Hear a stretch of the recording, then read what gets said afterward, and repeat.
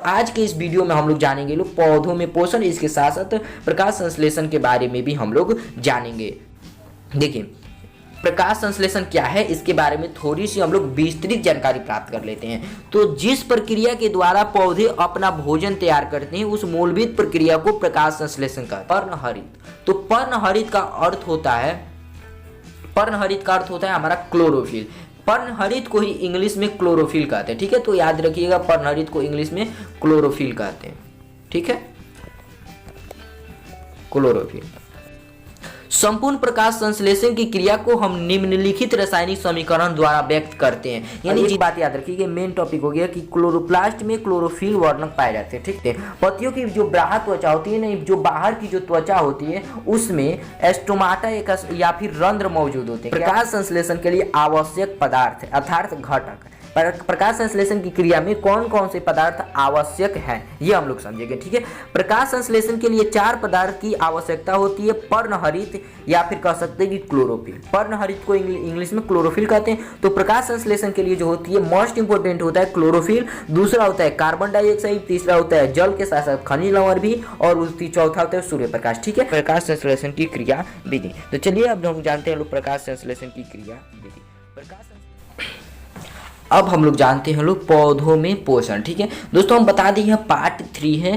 Part 2 में हम लोगों ने क्या क्या जाना है इसके बारे में हम लोग सबसे पहले डिस्कस कर लेते हैं। चलिए, सबसे पहले पार्ट 1 में हमने पोषण के बारे में जाना है, जैव प्रक्रम के बारे में जाना है, पर पोषण और स्वपोषण के बारे में पूर्णतः विस्तार से उसमें बात किया है। इसके साथ साथ छोटे छोटे अन्य टॉपिक्स भी है जो इसको हमने पार्ट 1 में डिस्कस किया है, ठीक है। इसके बाद पार्ट 2 को अगर थोड़ा यहाँ पे संक्षिप्त में बता देते हैं। पार्ट 2 वैसे तो हमने काफ़ी अधिक चीज़ बताया है, लेकिन पार्ट 2 अगर मैं संक्षिप्त में बताऊँ क्या क्या बताया, तो पार्ट 2 में हमने मृतजीवी परपोषण के सारे प्रकार है, मृतजीवी पोषण की परिभाषा और मृतजीवी पोषण से रिलेटेड कुछ महत्वपूर्ण बातें।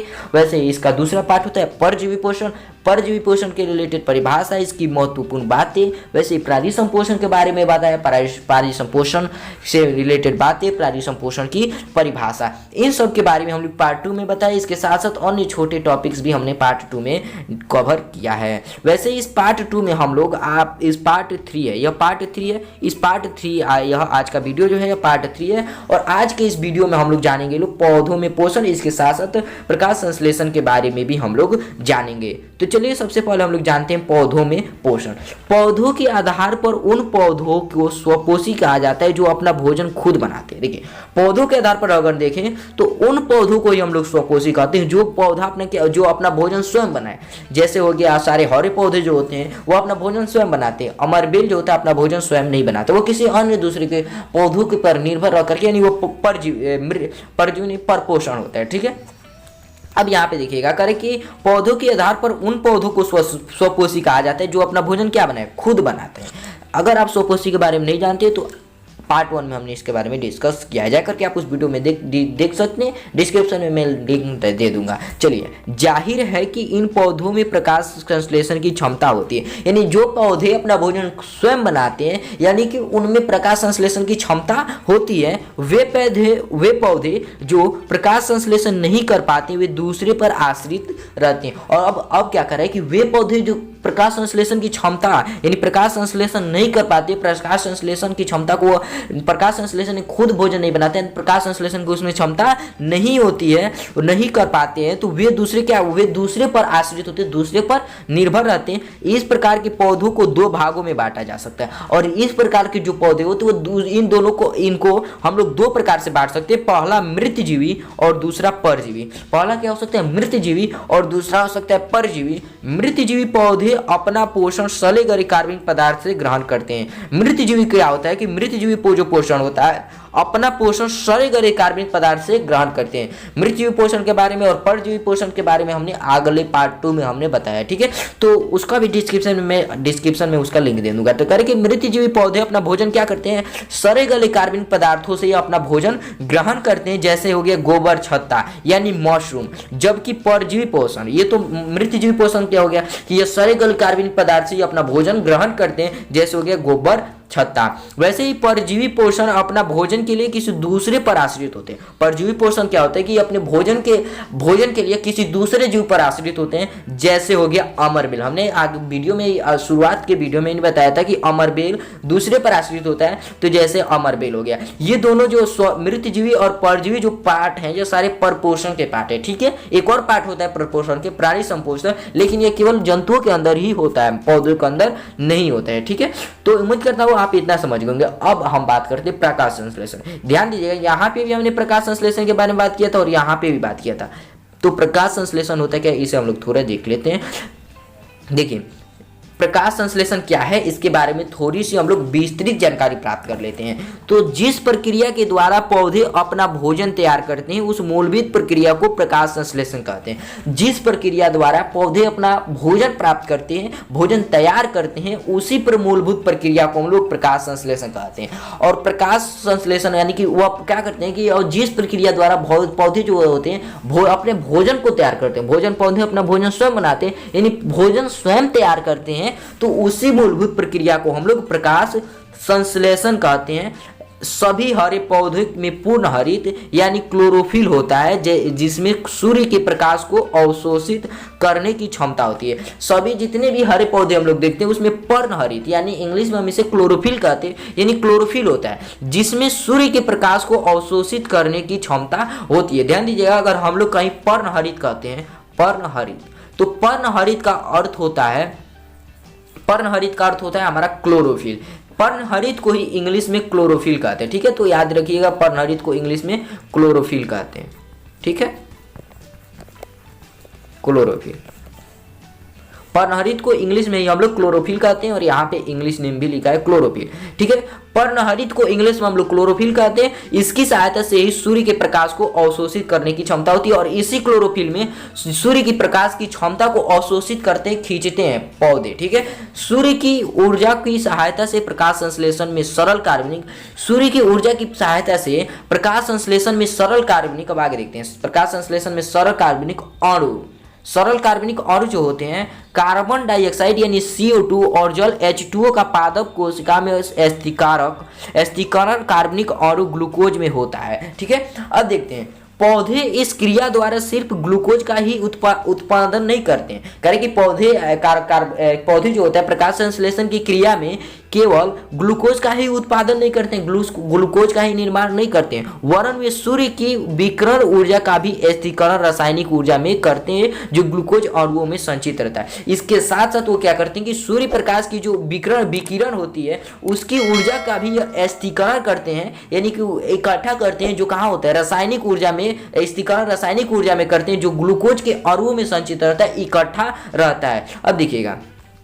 संपूर्ण प्रकाश संश्लेषण की क्रिया को हम निम्नलिखित रासायनिक समीकरण द्वारा व्यक्त करते हैं, यानी जितने भी प्रकाश संश्लेषण की जो क्रिया होती है वो उनको हम लोग निम्नलिखित रासायनिक समीकरण द्वारा हम लोग इसको व्यक्त करते हैं। दोस्तों ये मोस्ट इंपोर्टेंट है, ये वाला जो ये रासायनिक समीकरण जो है, ये प्रकाश संश्लेषण का रासायनिक समीकरण ये मोस्ट इंपोर्टेंट है, इसे याद कर लेना काफी आवश्यक होता है। ध्यान दीजिएगा, इसको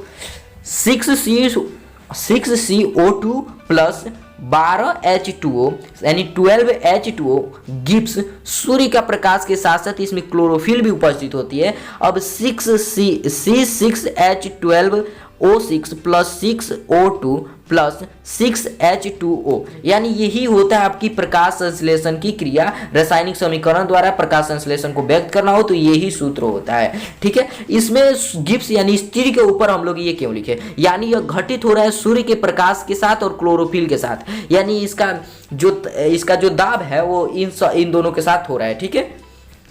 इसको हम लोग जो है रासायनिक समीकरण के चैप्टर में हम इसे पूर्णतः जानकारी प्राप्त करेंगे। रासायनिक समीकरण के पहला चैप्टर में ही हम इसे पूर्णतः जानकारी भी प्राप्त करेंगे, ठीक है। चलिए अब आगे बढ़ते हैं, अब इसे हम लोग छोड़ देते हैं, ये मोस्ट इंपोर्टेंट नहीं है। अब इधर बढ़ते हैं, आगे बढ़ते हैं। प्रकाश संश्लेषण का स्थान, प्रकाश संश्लेषण कहाँ होता है ये हम लोग देख लेते हैं, इसका स्थान, ठीक है। देखते हैं प्रकाश संश्लेषण का स्थान। प्रकाश संश्लेषण की प्रक्रिया आदि से अंत तक क्लोरोप्लास्ट में ही होता है। प्रकाश संश्लेषण की जो प्रक्रिया होती है शुरू से लेकर के अंत तक क्लोरोप्लास्ट में ही होता है। ठीक है, क्लोरोप्लास्ट में ही होता है। क्लोरोप्लास्ट के आगे दिया होगा, हम समझते हैं। ठीक है, पत्तियों के पैलिसेड, ठीक है, पत्तियों को जो पैलिसेड होता है तथा स्पॉन्जी स्पॉन्जी पैरेनेकाइमा में अनेक क्लोरोप्लास्ट भरे रहते हैं। यानी ये क्लोरोप्लास्ट कहाँ होता है, ये जो कह रहे हैं कि प्रकाश संश्लेषण की जो प्रक्रिया होती है शुरू से लेकर के अंत तक क्लोरोप्लास्ट में ही होती है और ये पत्तियों में होता है। क्लोरोप्लास्ट कहाँ होता है, पत्तियों में होता है। देखिएगा, क्लोरोप्लास्ट क्या वहाँ होता है, पत्तियों में होता है। पत्तियों में कहा पैलिसेड तथा स्पॉन्जी पैरेनेकाइमा में अनेक क्लोरोप्लास्ट भरे, तो इन्हीं दोनों में अनेक क्लोरोप्लास्ट भरे होते हैं। इन कणों की रचना एवं कार्य दोनों ही बड़े जटिल होते हैं। यानी इन दोनों की जो रचना होती है और इन दोनों का जो कार्य होता है बहुत ही जटिल होता है। ठीक है, अब यहाँ आप देखते हैं क्लोरोप्लास्ट में क्लोरोफिल वर्णक पाए जाते हैं। यहीं पे हमारा जो क्लोरोफिल होता है वह क्लोरोफिल वर्णक कह सकते हैं या फिर कि हरित लवक यहीं पे पाया जाता है। क्लोरोप्लास्ट ठीक है, यहीं पे हमारा क्लोरोफिल पाया जाता है। ठीक है, कहाँ पाए जाते हैं, क्लोरोप्लास्ट में ही हमारा क्लोरोफिल वर्णक पाए जाते हैं। चूंकि ये अधिकांशतः पौधों की पत्तियों में पाए जाते हैं, लेकिन ये जो क्लोरोफिल वर्णक होते हैं अधिकांशतः कहाँ पाए जाते हैं, पौधों की पत्तियों में ही पाए जाते हैं क्लोरोप्लास्ट। ठीक है, एक बात याद रखिए, मेन टॉपिक हो गया कि क्लोरोप्लास्ट में क्लोरोफिल वर्णक पाए जाते हैं। ठीक है, क्लोरोप्लास्ट में ही क्लोरोफिल वर्णक पाए जाते हैं। और यहाँ पे भी एक मेन टॉपिक हो गया, प्रकाश संश्लेषण की प्रक्रिया आदि से अंत तक क्लोरोप्लास्ट में ही होता है। ये दो मेन टॉपिक्स हो गए। ठीक है, देखिए चूंकि ये अधिकांशतः पौधे की पत्तियों में पाए जाते हैं, लेकिन ये क्लोरोफिल जो होते हैं अधिकांशतः कहाँ पाए जाते हैं, पौधों की पत्तियों में पाए जाती है। इसलिए पत्तियों का प्रकाश संश्लेषी अंग कहते हैं। इसलिए ये जो क्लोरोफिल वर्णक होते हैं एवं हरित लवक को प्रकाश संश्लेषी अंगक कहते हैं। ठीक है, ये जो होता है क्लोरोफिल को हम लोग प्रकाश संश्लेषी अंग कहते हैं और ये जो क्लोरोप्लास्ट होता है इसे हम लोग प्रकाश संश्लेषी अंगक कहते हैं। ठीक है, ये याद रखिएगा। पत्तियों की बाह्य त्वचा एवं एपिडर्मिस में रंध्रों या एस्टोमाटा मौजूद होते हैं। पत्तियों की जो बाह्य त्वचा होती है ना, जो बाहर की जो त्वचा होती है उसमें एस्टोमाटा या फिर रंध्र मौजूद होते हैं। क्या होते हैं, एस्टोमाटा या फिर रंध्र मौजूद होते हैं। ठीक है, ये विशिष्ट कोशिकाएं होती है जिनके मध्य में एक छिद्र होता है। ये क्या होती है कि एस्टोमाटा और रंध्र क्या होता है, ये एक प्रकार की विशिष्ट कोशिकाएं होती है। विशिष्ट कोशिकाएं होती है जिसमें एक छिद्र होता है, इसके मध्य में इन कोशिकाओं के मध्य में एक छिद्र होता है। ये छिद्र बंद और ये छिद्र जो होते हैं बंद और खुल सकते हैं। ठीक है, यहाँ पे देख लेते हैं हम थोड़ा, ये क्या करें, ये पत्तियों के अंदर की रचना होती है। क्या है, पत्तियों की अंदर की रचना है। ये रहा हमारा एस्टोमाटा, यहाँ पे एस्टोमाटा दे रहा है, तो ये हमारा ये पत्तियों की विशिष्ट रचना है, अंदर की रचना है। ठीक है, ये याद रखिएगा।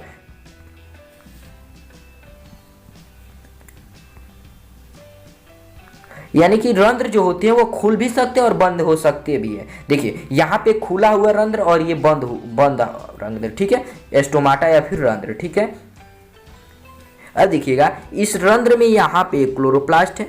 ठीक है, अब चलिए ये रंध्र जो होते हैं खुल और बंद दोनों हो सकते हैं, खुलते भी है और बंद भी होते हैं, जिनका नियंत्रण द्वारा कोशिकाओं या गार्ड सेल्स द्वारा होता है। गार्ड सेल्स, ठीक है, इसका नियंत्रण किसके द्वारा होता है, तो गार्ड सेल्स द्वारा होता है, या फिर कह सकते हैं कि कोशिकाओं का या गार्ड सेल्स द्वारा होता है। नियंत्रण द्वारा कोशिकाओं या फिर गार्ड सेल्स के द्वारा होता है।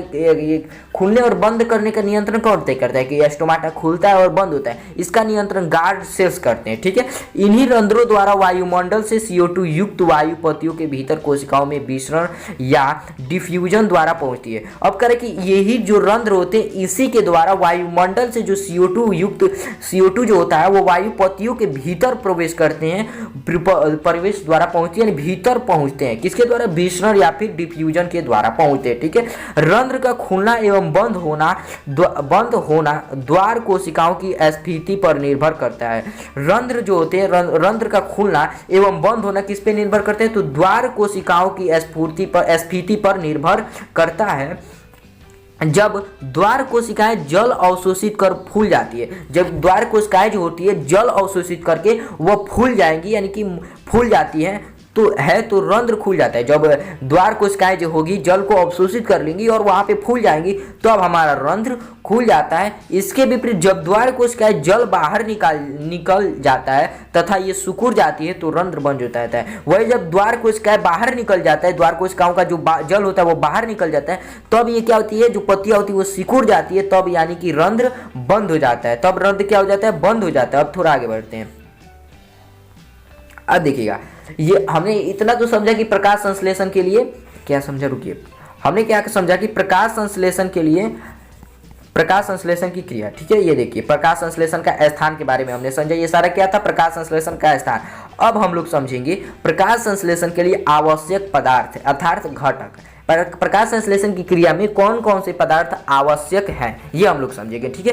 प्रकाश संश्लेषण के लिए 4 पदार्थ की आवश्यकता होती है, पर्णहरित या फिर कह सकते हैं कि क्लोरोफिल। पर्णहरित को इंग्लिश में क्लोरोफिल कहते हैं। तो प्रकाश संश्लेषण के लिए जो होती है मोस्ट इंपोर्टेंट होता है क्लोरोफिल, दूसरा होता है कार्बन डाइऑक्साइड, तीसरा होता है जल के साथ साथ खनिज लवण भी, और चौथा होता है सूर्य प्रकाश, ठीक है। इन सबको जानते हैं कि ये सारे कहाँ से प्राप्त होते हैं, यानी कि पर्णहरित या क्लोरोफिल कहाँ से हमें मिल जाता है पौधों को, कार्बन डाइऑक्साइड यानी कि CO2 कहाँ से मिलता है पौधों को, जल यानी कि H2O कहाँ से मिलता है पौधों को, वही सूर्य का प्रकाश कहाँ से मिलता है, ये सारे कहाँ से प्राप्त होते हैं पौधों को, ये हम लोग जान लेंगे, ठीक है। देखिए पहला है पर्णहरित या फिर क्लोरोफिल। पर्णहरित या फिर क्लोरोफिल कहाँ से प्राप्त होता है, अगर हम संक्षिप्त में बताएं तो पर्णहरित या फिर क्लोरोफिल जो होता है पौधों के पत्तियों से प्राप्त हो जाता है। पौधों की जो पत्ती होती है उससे प्राप्त हो जाए। चलिए हम जानते हैं कि प्रकाश संश्लेषण की क्रिया केवल हरे पौधों में होता है, पर वास्तव में पौधों का हरा होना आवश्यक नहीं है।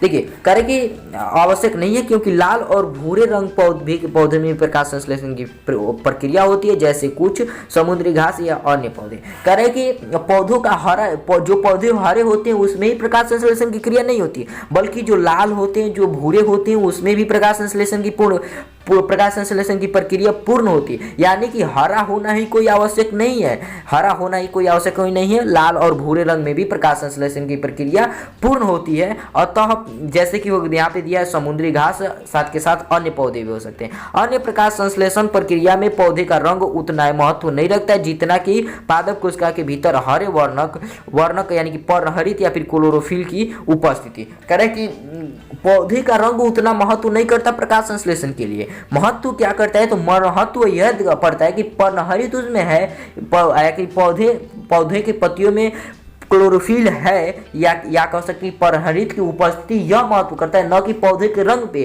कि उसका लाल है, हरा है कि पीला है। इस पे कोई महत्व नहीं पड़ता है। इसमें महत्व इस पे पड़ता है कि उसमें जो क्लोरोफिल है वह उपस्थित है कि नहीं, इस पे महत्व करता है। अतः प्रकाश संश्लेषण प्रक्रम केवल क्लोरोफिल की मौजूदगी में नहीं संभव है। अतः कह सकते हैं कि प्रकाश संश्लेषण की जो क्रिया है वह केवल क्लोरोफिल की मौजूदगी में ही यह संभव हो पाती है, क्योंकि क्लोरोफिल ही वास्तविक अणु है जिसके द्वारा प्रकाश संश्लेषण की प्रक्रिया संपन्न होती है। क्योंकि ये क्लोरोफिल ही जो होता है इसके वास्तविक अणु है, क्लोरोफिल ही वास्तविक अणु है जिसके द्वारा प्रकाश संश्लेषण की क्रिया जो होती है संभव होती है, संपन्न होती है, समाप्त होती है। अतः क्लोरोफिल अणु सूत्रों प्रकाश संश्लेषी इकाई कहते हैं। और अतः हमने आगे भी जाना था कि क्लोरोफिल को प्रकाश संश्लेषी इकाई कहते हैं, अंग कहते हैं, ठीक है।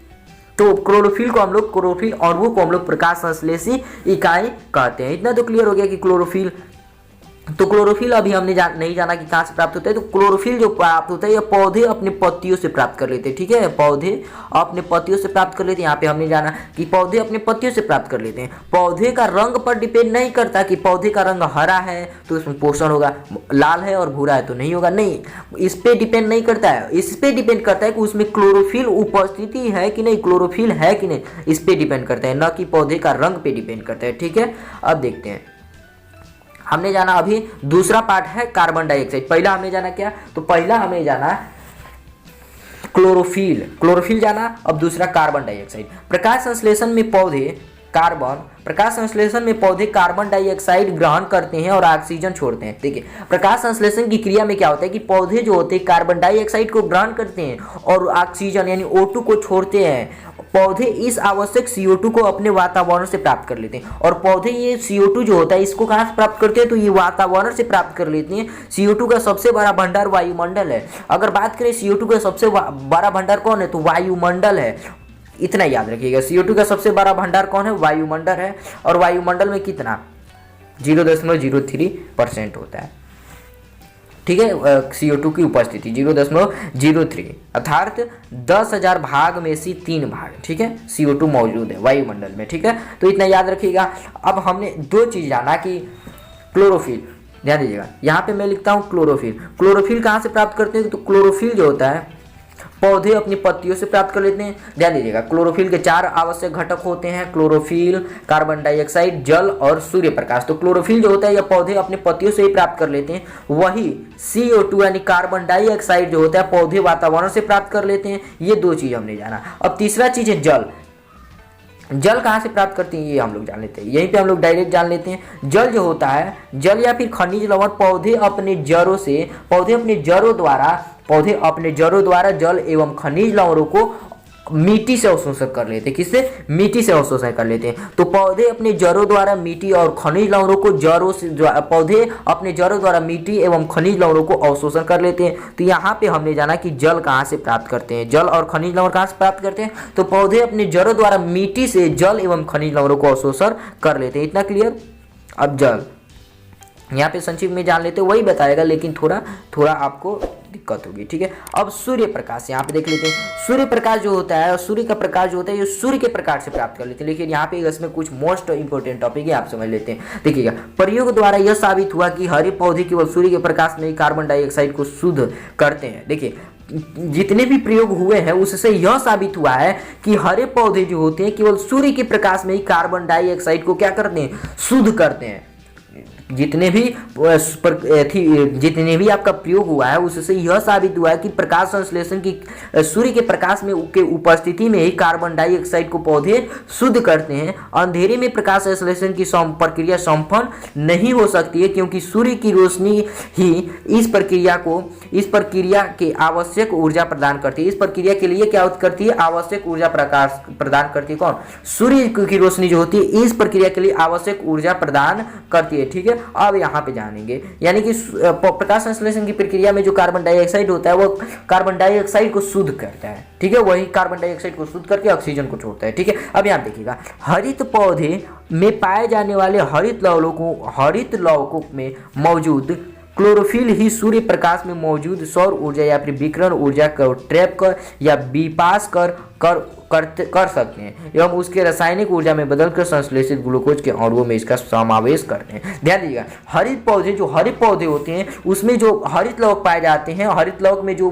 क्लोरोफिल मौजूद होता है, यानी कि क्लोरोप्लास्ट में जो क्लोरोफिल मौजूद होगा है, ठीक है, जो क्लोरोफिल मौजूद होगा वह सूर्य के मौजूद में सौर ऊर्जा या फिर विकिरण ऊर्जा, सूर्य के मौजूद में सूर्य में एक सौर ऊर्जा आता है, ठीक है, या फिर विकिरण ऊर्जा होता है, उसको ट्रैप करता है, विपास करते हैं या ट्रैप करता है फिर विपास करता है और उसे रासायनिक ऊर्जा में बदल करके उसे संश्लेषित ग्लूकोज के अणुओं में इसका समावेश कर देता है। यानी ग्लूकोज अणु जो होता है उसमें इसको समावेश मतलब समा देता है, यानी उसके अंदर भेज देता है। कौन, क्लोरोफिल। ये याद रखिएगा, क्लोरोफिल।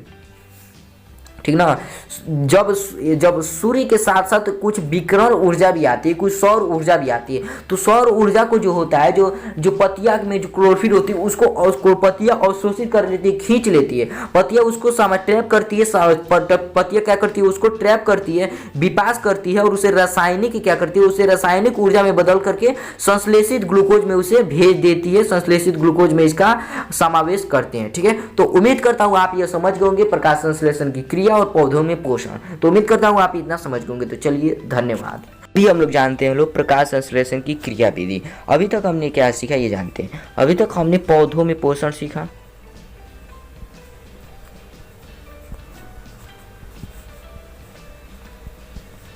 पौधों में पोषण सीख रहे थे। और हमने ये भी जाना था कि पौधों में पोषण जो होता है प्रकाश संश्लेषण की क्रिया द्वारा, वो की प्रकाश संश्लेषण की विधि द्वारा होता है। और हमने ये भी जाना कि प्रकाश संश्लेषण के लिए कौन कौन से आवश्यक पदार्थ होते हैं, आवश्यक घटक होते हैं, और ये घटक कहाँ से पौधे प्राप्त करते हैं, हमने ये भी जाना। अब हम लोग जानते हैं कि प्रकाश संश्लेषण की क्रिया विधि कैसी होती है, यानी प्रकाश संश्लेषण की क्रिया विधि। तो चलिए अब हम जानते हैं लोग प्रकाश संश्लेषण की क्रिया विधि। प्रकाश संश्लेषण की जटिल क्रिया में हरे पौधे विकिरण ऊर्जा को रासायनिक ऊर्जा में परिवर्तित करते हैं। प्रकाश संश्लेषण की जटिल ऊर्जा में क्या होती है, जटिल क्रिया में क्या होती है कि हरे पौधे जो होते हैं या विकिरण ऊर्जा को, जो सूर्य के प्रकाश से जो ऊर्जा प्राप्त होती है, यानी इसमें विकिरण ऊर्जा भी होती है सूर्य के प्रकाश में, उस ऊर्जा को पौधे जो होते हैं रासायनिक ऊर्जा में परिवर्तित कर देते हैं, अर्थात रासायनिक ऊर्जा में बदल देते हैं। यानी कि सूर्य के प्रकाश से जो ऊर्जा निकलती है उसमें एक प्रकार की विकिरण ऊर्जा होती है, अर्थात इसे हम लोग सौर ऊर्जा भी कहते हैं। इसी सौर ऊर्जा को जो हरे पौधे होते हैं उसे रासायनिक ऊर्जा में परिवर्तित कर देते हैं, बदल देते हैं।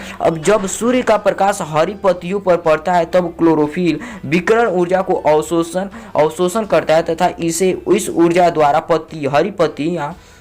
हरी पत्तियों में उपस्थित जल दो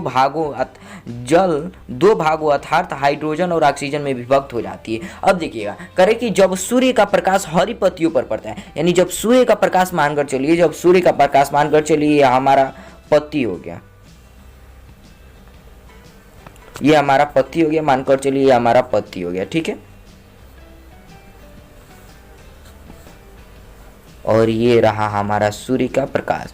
यानी कह रहे कि जब सूर्य का प्रकाश ये पत्तियों पर पड़ता है, ये सूर्य का प्रकाश जब इस पत्तियों पर पड़ेगा तो इस पत्तियों पर जब पड़ता है तो विकिरण ऊर्जा जो होती है, यानी कि सूर्य के प्रकाश से विकिरण ऊर्जा भी निकलती है। यानी कि सूर्य के प्रकाश जब होती है, जब क्लोरोफिल यानी पत्तियों पर पड़ता है तब क्लोरोफिल जो होता है, यानी कि सूर्य का प्रकाश जब हरी पत्तियों पर पड़ता है तब जो उसमें का जो हरी पत्तियों में जो क्लोरोफिल होता है वह विकिरण ऊर्जा को अवशोषित करता है, अर्थात खींचता है, और उस ऊर्जा को इस ऊर्जा द्वारा हरी पत्ती में उपस्थित दो भागों अर्थात हाइड्रोजन तथा ध्यान दीजिएगा। अब करें कि इसमें अवशोषित कर लेता है, जो वो विकिरण ऊर्जा होती है इसको क्लोरोफिल जो होता है अवशोषित कर लेता है, अपने अंदर खींच लेता है, तथा इस ऊर्जा द्वारा हरी पत्तियों में उपस्थित जल दो भागों अर्थात हाइड्रोजन और ऑक्सीजन में विभक्त हो जाते हैं। अब करें कि इस पत्तियों में जल उपस्थित होता है और ये जल जो होते हैं दो भागों में विभक्त हो जाते हैं, दो भागों में बढ़ जाते हैं। कौन कौन से? H2O। ये हमारा H2O जो होता है ये दो भागों में बढ़ जाता है। कौन? Hydrogen plus oxygen. ये दो पार्टों में ये बढ़ जाता है H2 प्लस O। ये दो भागों में विभक्त हो जाता है। जल जो होता है कि दो भागों में विभक्त हो जाता है, हाइड्रोजन और ऑक्सीजन ये दो भागों में विभक्त हो जाता है, ठीक है। इसमें ऑक्सीजन एस्टोमोटा द्वारा बाहर निकलकर वायुमंडल में मिल जाता है। और इसमें जो ऑक्सीजन होता है, मतलब इस देखिए ये इसमें से हमें क्या पता चला, देखिए यहाँ से जल जो था ऊर्जा प्राप्त करके, देखिए पत्तियों में जल जो था, देखिए करे कि यहाँ पे तो समझिएगा जरा। अब कर कि जब विकिरण ऊर्जा को पत्तियां अवशोषित करती है तो इस ऊर्जा हरी पत्ती यानी इस ऊर्जा द्वारा, मतलब जो विकिरण ऊर्जा होती है इसके द्वारा हरी पत्ती में उपस्थित जो जल होता है, इस विकिरण ऊर्जा के द्वारा ये जो जल होता है H2O जो होता है ये दो भागों में विभक्त हो जाता है, टूट जाता है। कौन कौन? हाइड्रोजन और ऑक्सीजन। और इसमें से जो ऑक्सीजन होता है यह क्या हो जाता है, इसमें से ऑक्सीजन जो होता है वायुमंडल में मुक्त हो जाता है, चला जाता है। यानी यह किस द्वारा निकलता है? तो एस्टोमोटा द्वारा। पत्तियां में एस्टोमाटा होता है, उसी के द्वारा यह हमारा जो ऑक्सीजन होता है वो निकल जाता है। किसके द्वारा? एस्टोमाटा के द्वारा, ठीक है, याद रखिएगा एस्टोमाटा के द्वारा ये निकल जाता है। तो यही करें कि यहाँ पे इनमें ऑक्सीजन एस्टोमाटा द्वारा बाहर निकल जाता है, वायुमंडल में मिल जाता है। तो हमने बताया था कि ऑक्सीजन जो होता है एस्टोमाटा, पत्ती में एस्टोमाटा उपस्थित होता है, इसी के द्वारा जो ऑक्सीजन होता है वह वायुमंडल में मिल जाता है, अर्थात चला जाता है। हाइड्रोजन कार्बन डाइऑक्साइड से मिलकर ग्लूकोज बनाता है। अब इसमें देखिए ये इसमें से यह जब जल जो था, ये हमारा जो जल था, जल में दो भागों में विभक्त हो गया, हाइड्रोजन प्लस ऑक्सीजन। और इसमें से जो ऑक्सीजन था ये तो वायुमंडल में मुक्त हो गया, लेकिन हाइड्रोजन जो होता है, ये हाइड्रोजन जो होता है ग्लूकोज में मिल जाता है। हाइड्रोजन किस में मिल जाता है? ग्लूकोज में। यानी कि हाइड्रोजन कार्बन डाइऑक्साइड में मिलकर के किसका निर्माण कर देता है? ग्लूकोज का निर्माण कर देता है। और इसमें हाइड्रोजन बच जाता है हमारा हाइड्रोजन।